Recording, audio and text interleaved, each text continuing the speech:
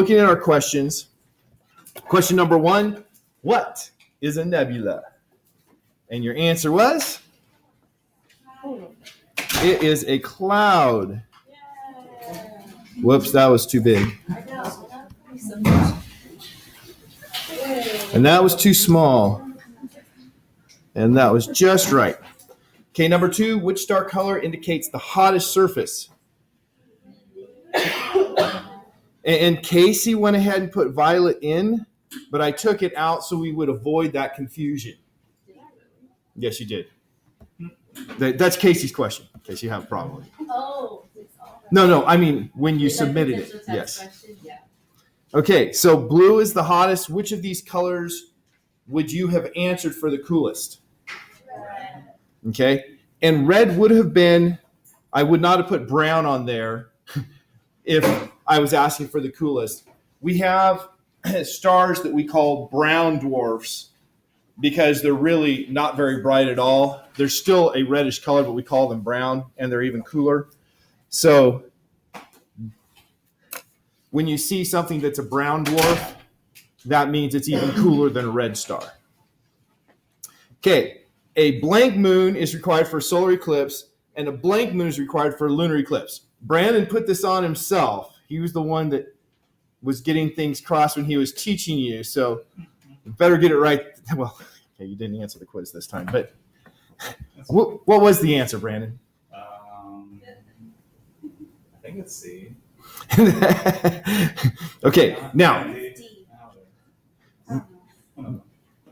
let's make sure we answer this in a way that we can understand just the geometry. If we have, here's the Earth, and here's the moon, and light from the sun is coming in like this, then it's going to cast a shadow on the Earth like that. What kind of eclipse is this when the moon casts a shadow on the Earth? Solar. That's a solar, because the moon is blocking the sun. We tend to forget that we're just in the shadow of the moon because we say the sun is blocked. But both of those are accurate statements for a solar eclipse. So this is the situation, this is the alignment that we have for a solar eclipse.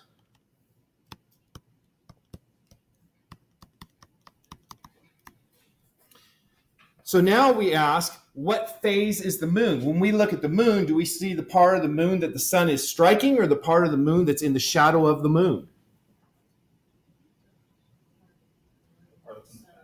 The part that's in the shadow. So this side is dark.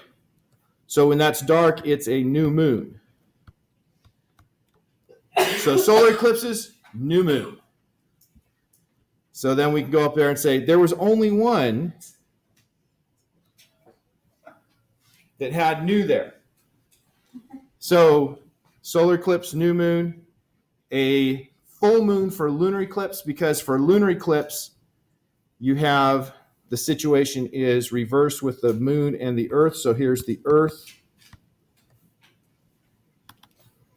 Here's the moon. We still have the sunlight going like this. But now the shadow of the Earth completely encompasses the moon.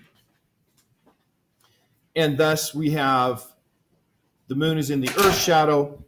If the moon was not in the shadow of the Earth, the side of the moon facing the Earth is the side of the moon facing the sun. It would be a full moon. So this one here is a lunar eclipse because the moon is in the shadow of the Earth.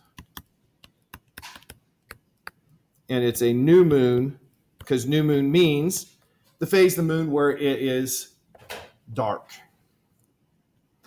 So there we've looked at both, or not new moon, full, because it should be light. It's just dark because it's in shadow. Full moon. Wow. So there we have our two answers. And then we have the last question. What is a constellation? Now, I probably should have said was a constellation today, but the phrasing implies current, not past. So what is a constellation? It's an area. Remember, I drew out an area around the Ursa Major, and any star that's within that area is considered part of the constellation. And so things that are connected to the dot pictures, things like Ursa Major, okay, not Ursa Major, Big Dipper, those are called asterisms. So asterism is the term we use for a star picture. So this one here would have been an asterism. Okay, any questions about the quiz? It will be the last quiz. Friday was the last potential test question. I know I promised that we would fulfill the obligation of having lab this week, but looking at the labs available, the only one that really is available is the one where you graph out the path that Mars takes based on the observations of Tycho Brahe. But I figured with what we've covered in class, it wouldn't really be beneficial to you. And so we won't have lab on Thursday. Jocelyn suggested, hey, can we still come and just ask questions? And I will totally be available for you to ask questions and answer whatever you want then. So you can do that during the lab time. Okay, going to the wrong thing again. Nope, not radiometric dating. Review number 1 for the exam. We're going to review over the physics material, right? The first exam we took was over physics. The final exam, because as with most classes, the goal I have is for students to leave the class actually having learned something and not just having, spent time in the class and answered an occasional question and then forgotten it. Yes, I know. It's one of those concepts we teachers like.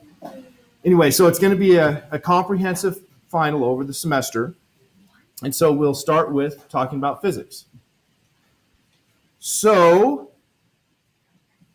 you're going to have a repeat of one question. Now, that question was more than 10% of the first exam. It will be a little less than 10% of the final exam. But that's the question of the scientific method. Now, remember the scientific method, there were 2 portions of it. One part will be exactly the same. One part will have a different observation. So you need to know what the scientific method is. Why? Why is this so important that I tell you exactly that this question is going to be on the test and I put it on a test before? Because this is what science is about. Right? Science means that it's information that has been developed using this method. So we have the scientific method. The steps, number 1, observe something that's interesting. That curiosity is an important aspect of science. Without the curiosity, well, why would you follow through? You just say, look at that, sunshine. Second step, create a hypothesis that does 3 things. And you need to have these 3 things, not just say hypothesis. Create a hypothesis that, number 1, explains why the thing you observed occurred. Right? It has to give you a reason why that occurred because of this. Number 2, it needs to be based on scientific ideas. So, you have that occurred because, and my example I use, we know that taste and smell are related. Something that we have already some scientific background to connect dots. And then number 3, it must make testable predictions. If it doesn't make predictions that can be tested, then it's not a scientific hypothesis. Right? If you can't potentially prove that it's wrong, you can't do an experiment and say, whoops, it made the wrong prediction, then it doesn't fall in the realm of science. So if you look at things like, let's take the flood. We can't really do a test of the flood. We can say, well, if a flood occurred, there should have been these things. We can't go back and do a test of the flood. And so creationists often say, well, we can do science on the flood because we can test predictions of what would happen if there was a flood. But we can't do any tests on a flood, a worldwide flood, because it's not something that we can actually test. So then the final thing is what to do in case of with the results of your test. And this is on the first test. This is the area that people have the hardest time. If you find that your outcome of the test is consistent with the hypothesis, if it confirms the hypothesis, it didn't prove the hypothesis right, but it's consistent with it, it didn't disprove it, then you have a little more confidence that you go back and you test again. So you go back and you find a new test. You don't just do the same test again, right? You done it. But you come up with a new test that can test your hypothesis prediction in a different way or test a different prediction. And as we go through the cycle, you go through more and more iterations of testing, and you develop more and more confidence. But what if the outcome of your test disproves your hypothesis? Well, now it's all shot to heck.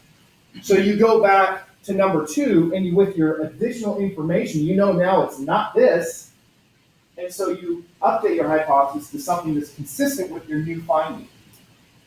So you might have heard like famous quotes by Thomas Edison about, how did he get it right? Well, he made lots and lots of mistakes along the way, and every time he made a mistake, he learned what not to do. That's basically what the scientific method is doing.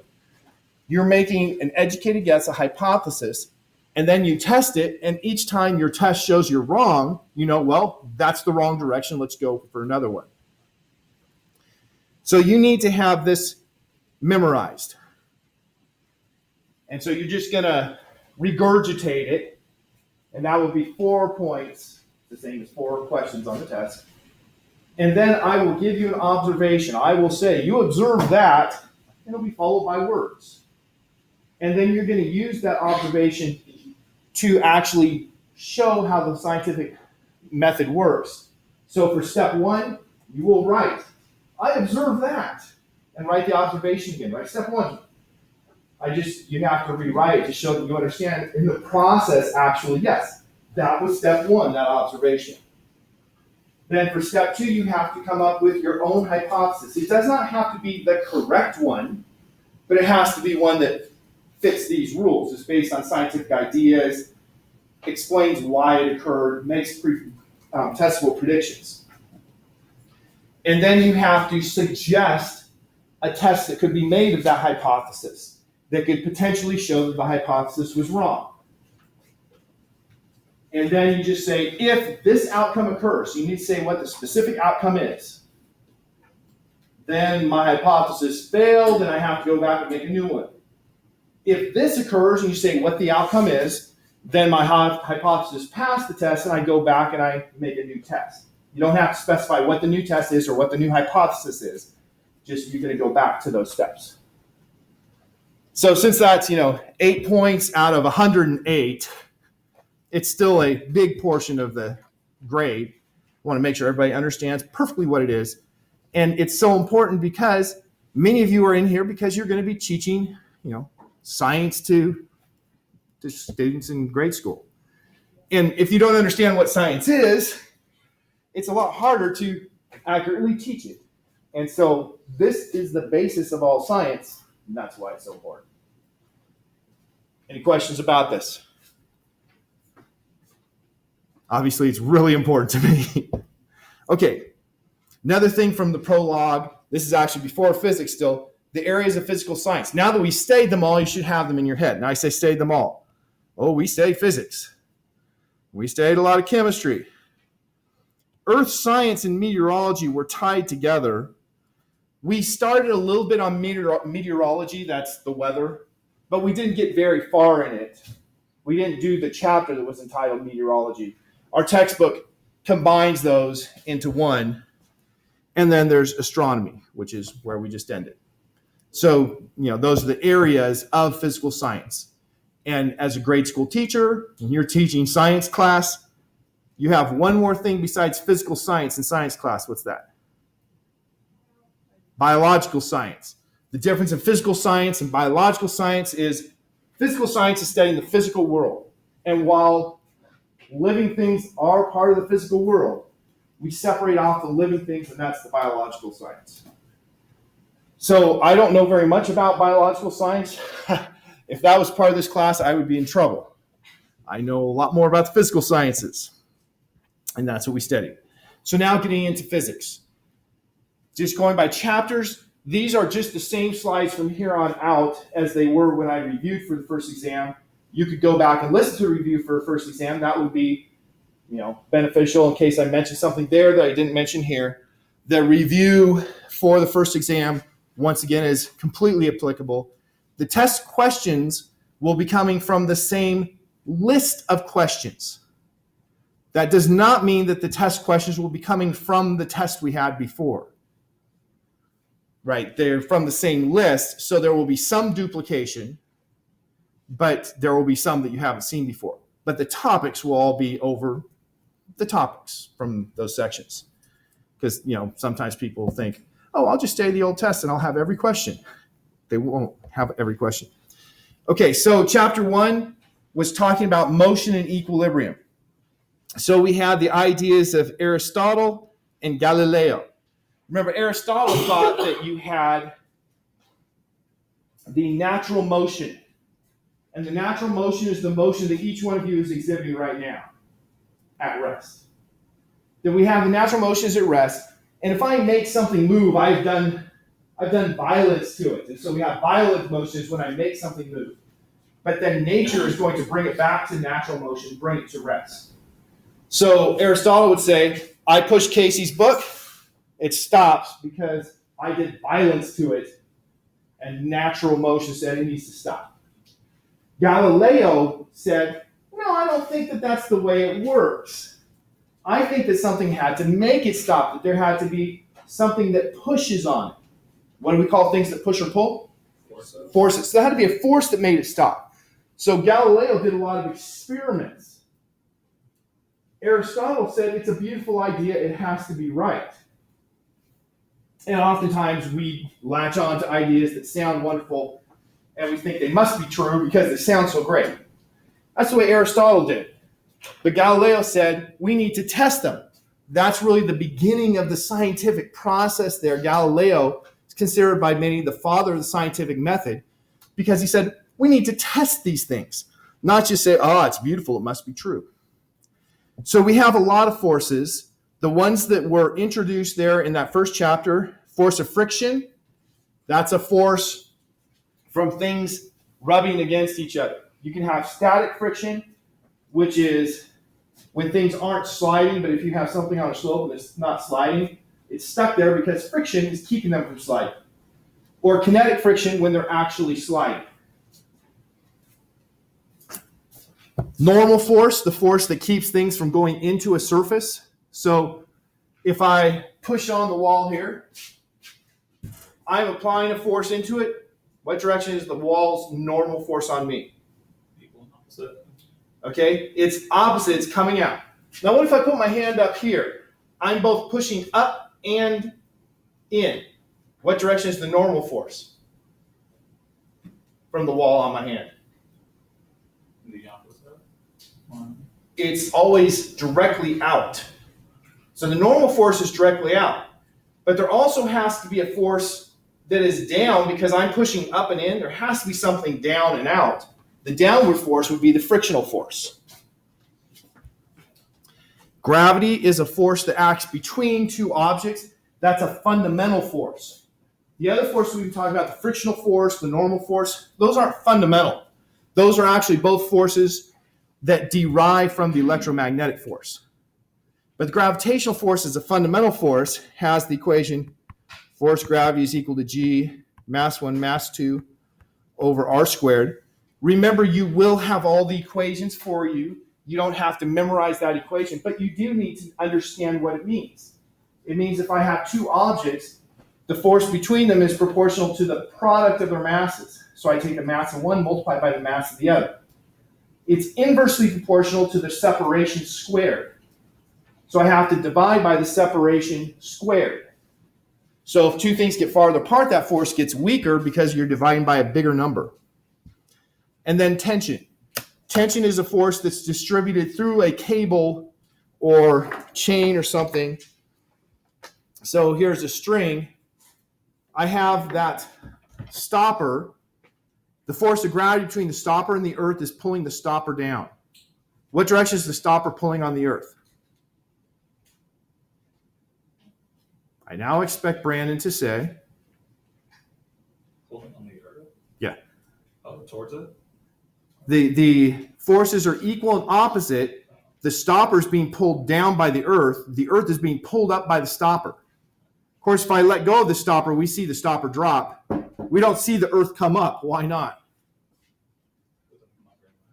Yeah, because the mass of the earth is so large that its motion is negligible, whereas the mass of the stopper is small, its motion is significant. Okay, but what I was getting to, there's a force of gravity pulling down on this string. What keeps the stopper from actually falling?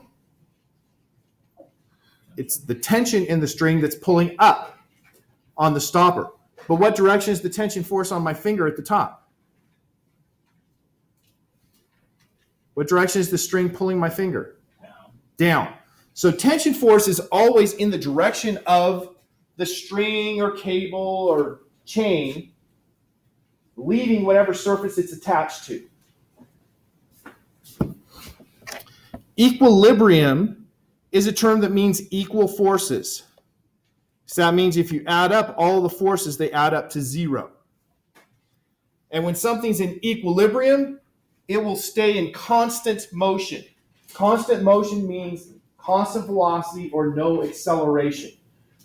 So we have to know what motion is. We need to know speed, distance per time, velocity. What's the difference in speed and velocity? Velocity has direction. Velocity has direction. Excellent. You guys are remembering more than I feared since it's been a long time since we've covered this. So velocity has direction. Acceleration is the rate at which velocity is changing, which means both a change in speed or a change in direction would be an acceleration. Okay, chapter 2 gave us Newton's laws. Newton's laws, the first law called the law of inertia. Go ahead, Larissa. Wait, how did we solve equilibrium? It just has to be to 0? Equilibrium problems, you have some of the forces equal to 0. How do we solve them? We get to these laws, and then we can solve them easier. We did have the solution. They did have solutions in chapter 1 and chapter 2 is where you get the laws that really make it easier. Yeah. So the first law, the law of inertia, an object in motion stays in constant motion unless a force acts on it. It's more just a concept that if you push or pull on something, that's what makes it move. Now, if you look at me right now, not accelerating. Are there forces acting on me right now? Yes. There's a force of gravity down, a force normal up. So how can there be forces acting on me, but my motion is constant? Because they add up to 0, exactly. If the net force is 0, then the motion remains constant. Now, if I was traveling at a constant velocity, that's also equilibrium. The net force is also 0 if it's constant velocity. Doesn't have to be stationary to be in equilibrium, to be net force is 0. The second law is the biggie. That's the one that gives the equation. The acceleration of an object is equal to the sum of the forces on the object divided by the mass of the object. This is a vector equation, so I'll put the vector signs. So that is the equation that I use for solving equilibrium as well as non-equilibrium problems. If I have an equilibrium problem, I have the sum of the forces has to be 0 because the acceleration is 0. And so simple problems that we had things like a guy standing on a scaffolding that's supported by a rope on either side. And it said, well, the man weighs this amount, and the scaffolding weighs this amount, and there's this much tension on this rope. How much is the tension on the other? And all you have to do is say, well, they have to add up to 0. So I take the direction as well as the magnitude, and I say, well, I have this force up from the left side, this force down for the weight of the man, this force down for the weight of the platform. How much up do I need for the other side for it to equal 0? So I apply this equation. If it's equilibrium, it's going to equal 0. If it's not equilibrium, well, then I'm probably going to find the acceleration. So we can take a similar thing. Let's say there's a man here, and he's not standing on a scaffolding. He's in the air. What would be the forces acting on if he's in the air? Gravity. Force of gravity, which always points.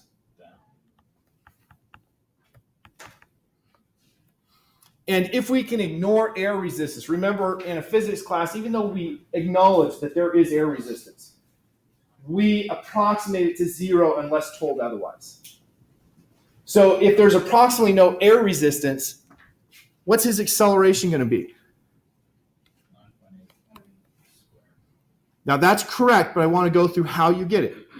Some of the forces over mass, which some of the forces, since I have my free body diagram, I showed all the forces, in this case just one, divided by m, those canceled, and I'm left with g, the answer that you gave. Now, I didn't give the direction here because I didn't put vector signs, but the force is down, so the acceleration is down. So that's a non-equilibrium problem. There's lots of non-equilibrium problems, but that's the simplest of them. Newton's third law, Brandon was quoting it for us earlier. Newton's third law says,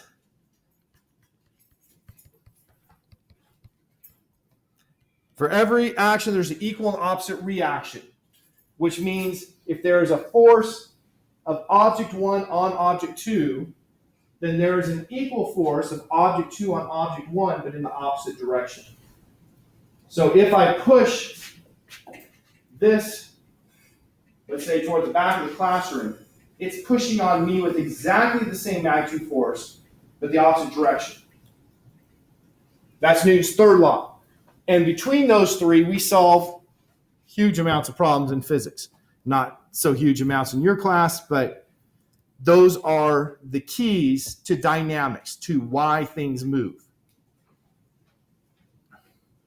Chapter 3, we got to a second way of solving dynamics problems. We call this method the energy method. So we defined momentum and energy. Momentum, this is one of the difficult things in life.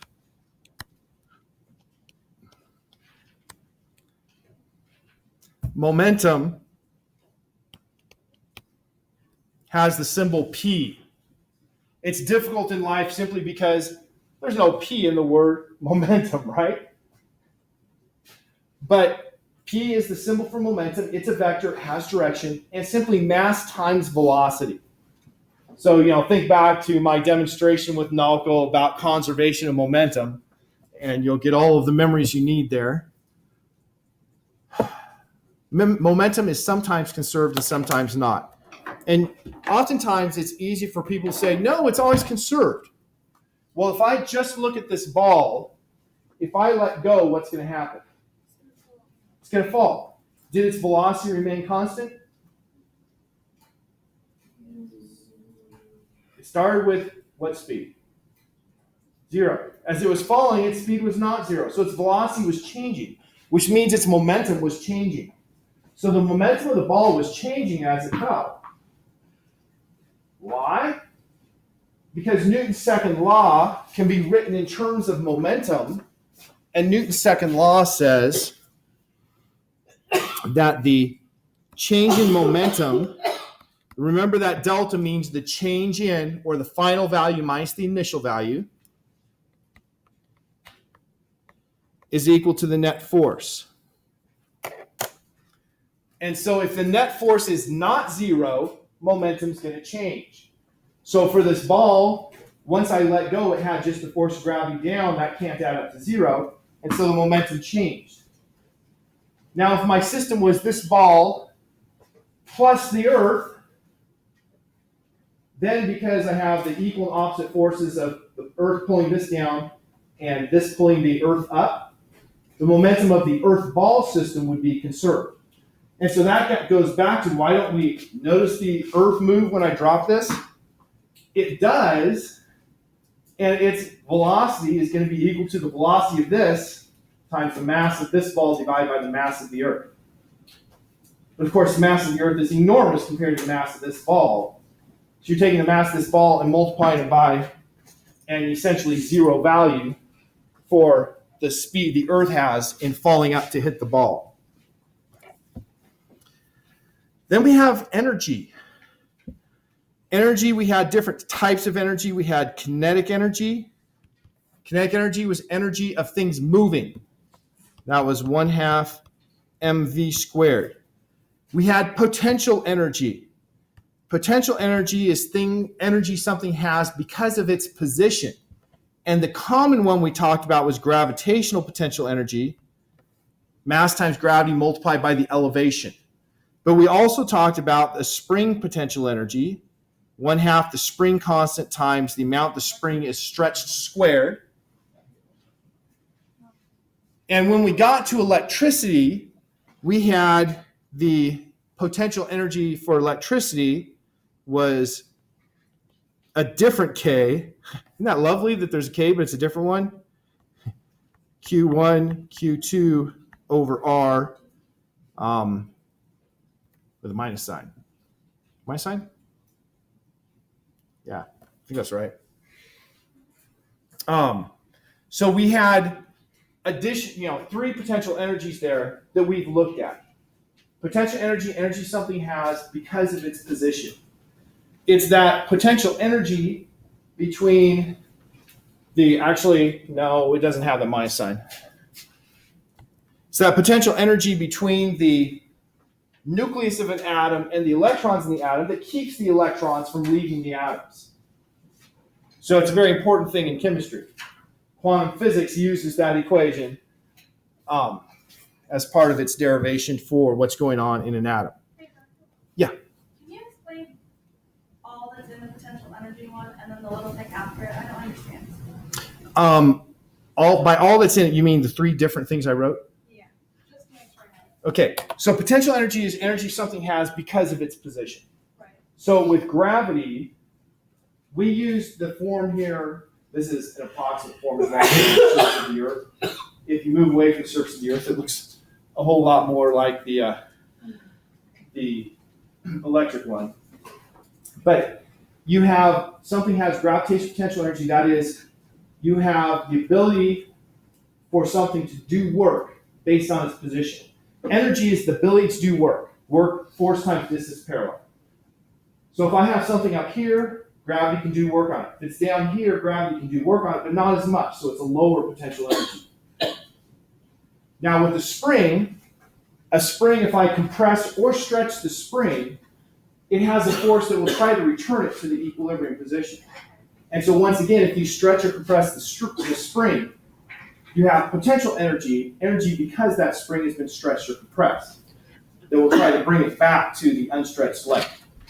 And then finally, the last one was electrostatic force, the force between charges. Remember, we learned things like opposites attract and likes repel. There's a force there. And so you have the ability to do work based on how close or far apart they are. So the formula is mgh 1/2 kx. These are three different formulae. Okay. So here, let me put colons to make them more clear that they're completely different formulae. The first one's gravitational, the second one is a spring, and the third one is electrostatic. Now, with energy, we have a second way of solving problems, a way that really is actually easier because energy doesn't have direction. Forces have direction. Newton's second law was a vector equation, but energies don't. So that's where we can say, okay, if I start with a ball at this elevation and there's no friction, so there's no work removing energy, we call the frictional force a non-conservative force because it doesn't conserve the mechanical energy. Then at some other elevation, it will simply convert the initial potential energy into kinetic energy. So remember back when I had the bowling ball here, when it was at my chin, what kind of energy did it have? Gravitational potential. I let it go. Gravitational potential energy converted into kinetic energy and started moving. Down at the bottom, it had maximum speed and minimum potential energy. Came back up, slowed down because it was converting from kinetic energy back to potential as it rose. And so it swings back and forth, just converting energy between kinetic and potential. Now, I didn't write down, and you can't have this topic without it, that work is equal to force times the distance it moves parallel to that force. Because energy is the ability to do work. So if I have something with kinetic energy, think of it as Jocelyn running toward you. She is moving if she hits me, she's going to do work on me. She's going to make my motion change because of a force she's going to apply to me. And so she has kinetic energy, the ability to do work on me because she's moving. Or we could have Jocelyn, standing on top of the building, and she would have potential energy. She could step off the building and then come down and hit me and squish me because of her potential energy. She has the ability to do that because of her position. You wouldn't do that though, right? Neither one of them. Because they would be harmful to me. Next chapter, we learned about gravity more carefully. We learned the universal law of gravitation. The force of gravity between any two objects, gm1 m2 over r squared. This is a key law to astronomy. We didn't get this far in astronomy. But when we talk about why the moon goes around the Earth, why the Earth goes around the sun, why the sun goes around the center of the Milky Way galaxy, why the Earth is held together as one ball, why the sun is held together as another ball, the answers to every one of those questions is because of the force of gravity. And if you get something that has enough mass, you can have the force of gravity become so strong that it crushes everything and makes a black hole. Black holes are simply where you have so much mass that there was no force that could keep it from crushing. So that's the universal law of gravity. That's the law that tells us that the force between Brandon and Vanessa is stronger than the force between Brandon and me. I'm heavier than Vanessa. Why is the force weaker between Brandon and me? Further away. Why doesn't Brandon feel me pulling him toward me?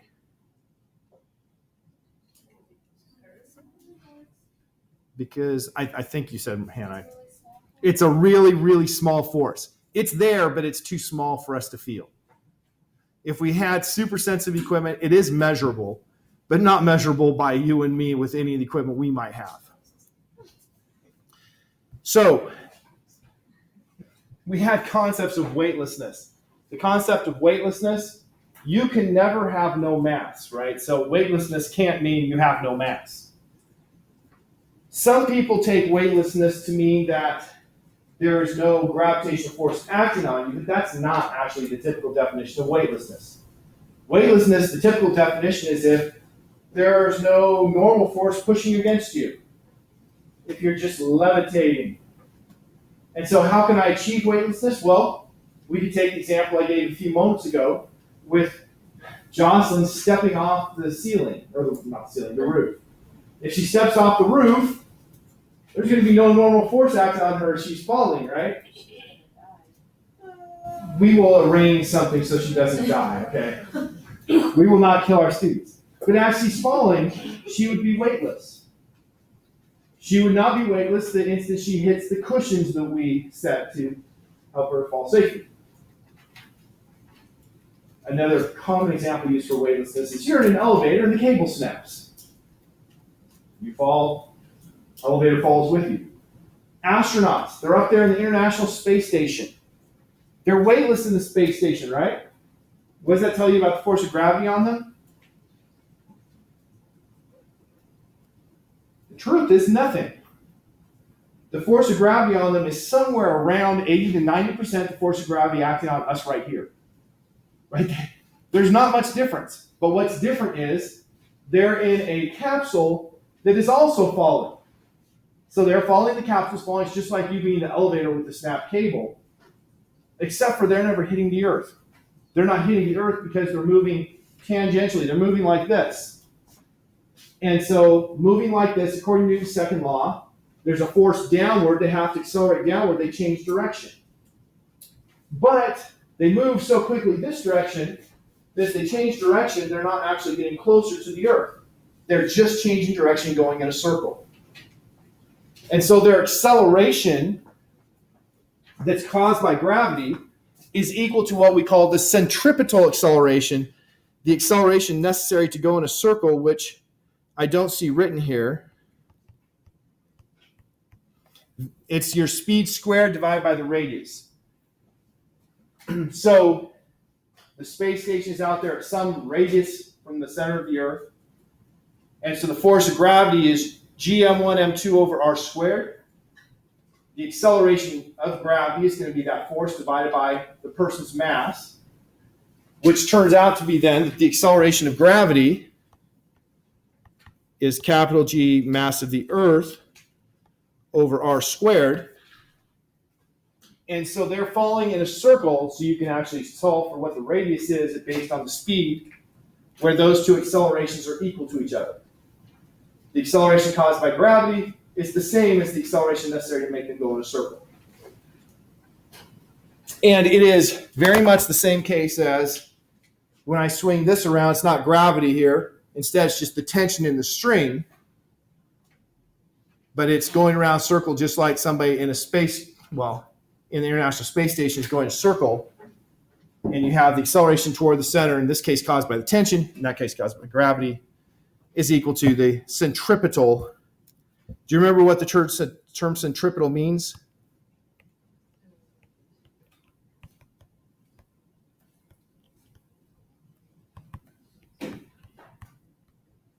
Towards center. So the centripetal acceleration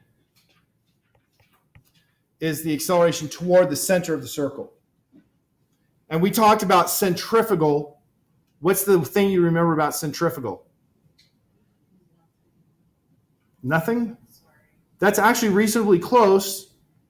It doesn't exist. There is no centrifugal force. When we go around a corner, it feels like we're being pushed outward, but we're not.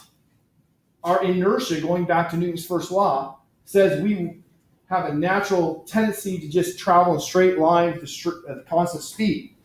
But if the car is turning underneath us, it has to push us in toward the center. It has to create an acceleration toward the center to make us change our motion.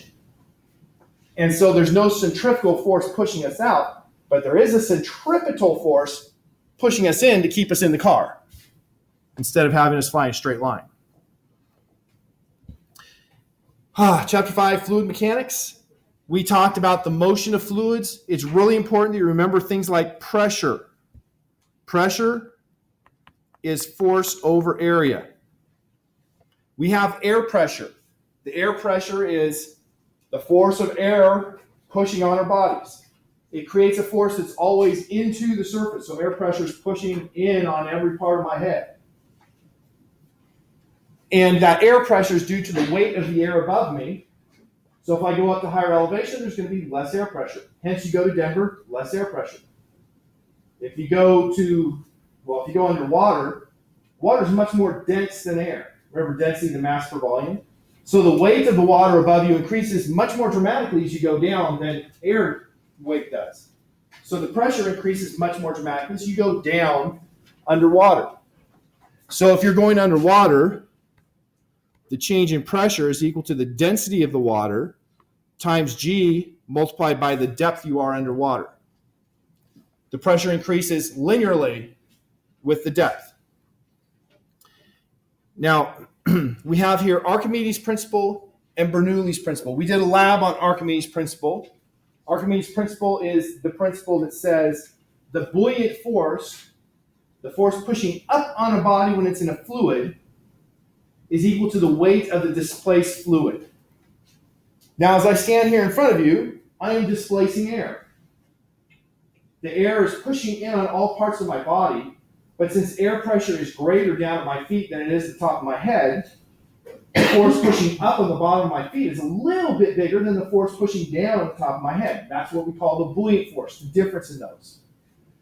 And that buoyant force is equal to the volume of air that I'm displacing, multiplied by the density of air, multiplied by the acceleration of gravity. Very, very small, so we ignore it in all of our calculations if we're talking about the buoyancy due to air pressure. But when you get in water, the density of water is 800 times bigger than the density of air. It becomes significant. So when you're in water, you might float, in which case you only displace the amount of water that weighs the same as you. So remember our lab on that. Bernoulli's principle, remember when I had the blow dryer out? That was because Bernoulli's principle says that when you have a flowing fluid, it lowers the pressure. And so we had the Bernoulli equation that said pressure plus 1/2 the density of the fluid times the speed of the fluid squared plus density of the fluid times G times H is equal to a constant. So that allows us to relate the pressure from one place to another if we have a flowing fluid. Really, really important because that's the key equation for how airplanes fly. Airplanes fly because you have air going over the top of the wing at a faster speed. If it's a faster speed, the height of the top of the wing is negligibly different from the bottom of the wing. So if this is a faster speed, what does that mean for the pressure? Right. So you have a lower pressure on the top of the wing. That means the air is pushing down on the wing, but not as hard as it's pushing up on the bottom of the wing. So you have a net upward force, what we call a lift force, and that's what keeps an airplane in place, keeps it flying. Okay, I am out of time here. We only made it halfway through physics, but we are reviewing all week, so I will pick up here next class period.